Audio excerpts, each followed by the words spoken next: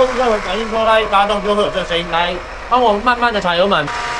我们要做一个测试哈，我现在把整个综合皮带全部拔下来，一样让它发动，完全没声音。因为没有综合皮带的关系，所以你现在只会看到曲轴皮带盘在转动，其他东西包括舵轮、压缩机、泵浦、发电机都没有在转。因为综合皮带是一个媒介，它带动着曲轴皮带盘的所有力量给其他东西来做转动。我第一次用听诊器听，确定是压缩机的声音；第二次我再把皮带拆下来，再来确定就是压缩机。这时候你又会跟我讲说，那可以换什么单向轴承呢？大哥，不好意思，我们今天要换这东西，确实它也没冷气，它压缩机真的也坏掉了，已经用很久了，我们就整颗换吧，不要让我又要再拆。换好了之后，没声音了，老板，但是我冷气没了。这个压缩机，好，我们把它换上去做声音的测试，再来做冷气的测试。这样换好压缩机了，见证奇迹的时刻到了，给我发动，顺多啦，刚刚那个声音都不见嘞。好，那我们现在再换了煤，一边让它冷起来。